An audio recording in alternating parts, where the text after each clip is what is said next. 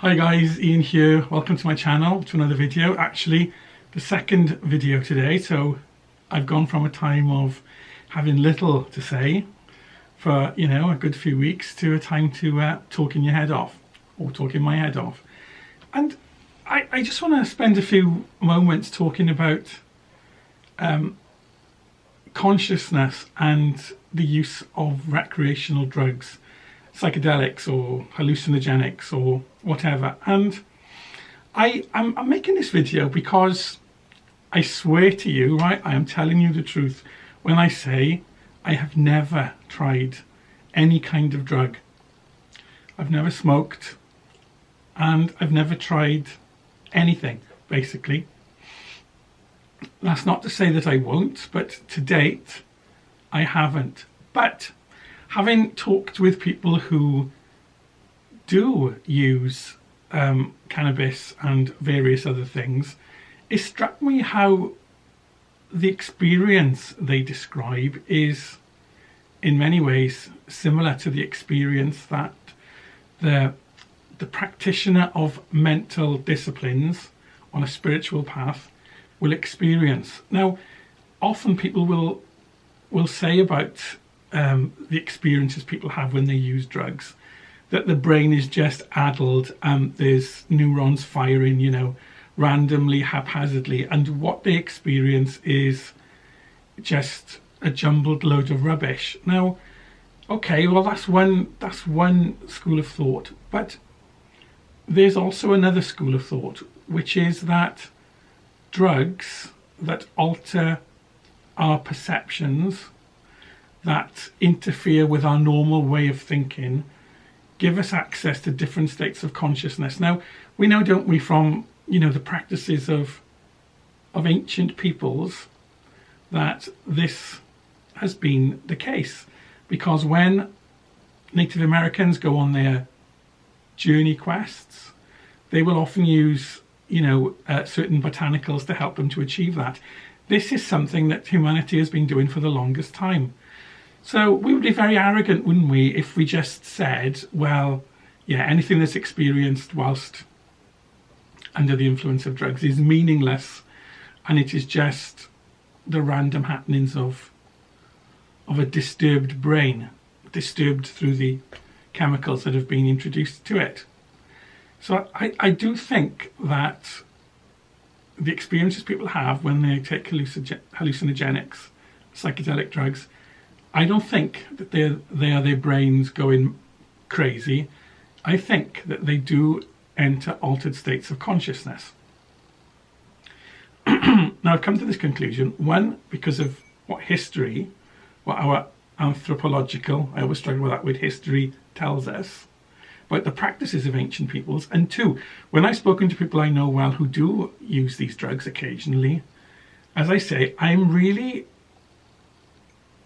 taken with what they tell me and how similar it is to the experiences that I have through my meditative practices. Now, I don't necessarily mean the content, but I mean the nature of what they will say.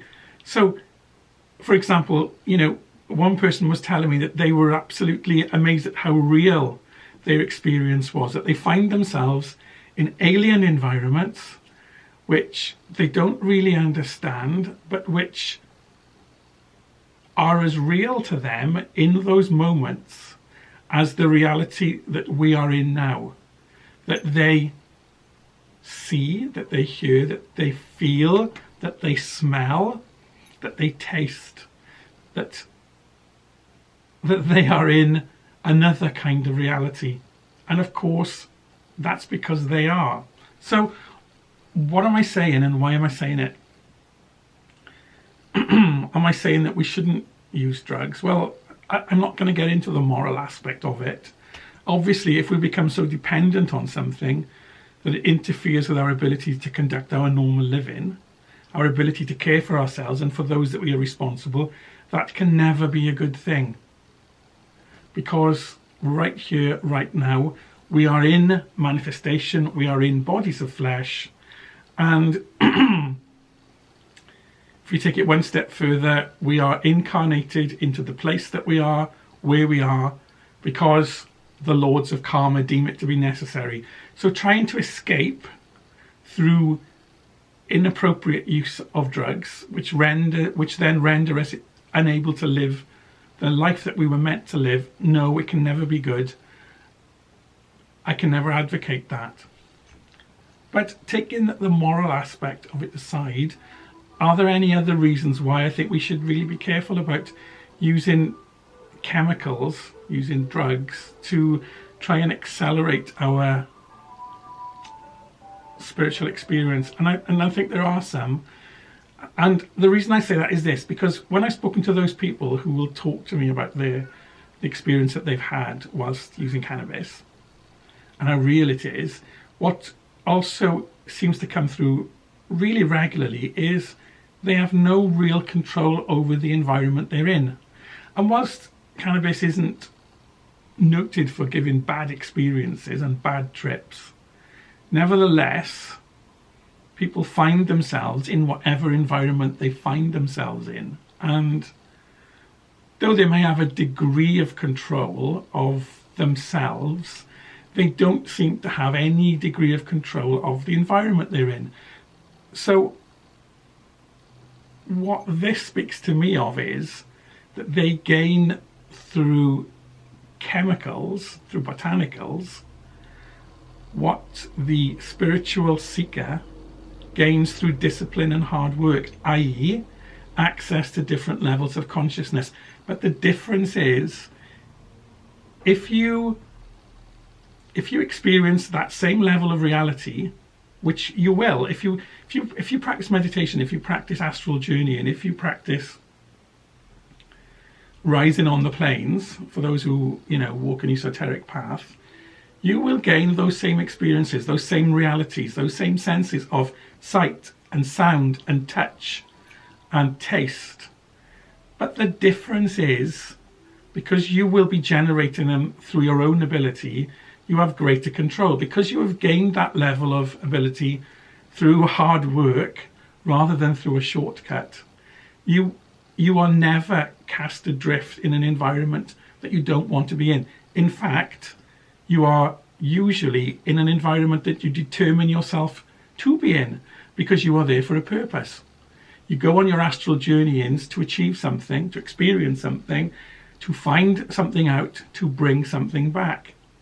So what I would say is that it is better to gain the experience through your own hard work, through your own discipline, through your own trials and errors, than it is to try and gain the benefits from use of recreational substances. And as I say, I'm not hammering the use of recreational substances. I have never tried them, and at some point I would like to, even though it's illegal here in the UK, so I have to make that quite clear. But yeah, when we, by whatever means we use, when we try to change our state of consciousness, when we try and experience ourselves at levels other than the physical level, we need to learn to control both ourselves and the environment. Because otherwise we run the risk of having an experience that we don't want to have, or at least having an experience that we don't benefit from.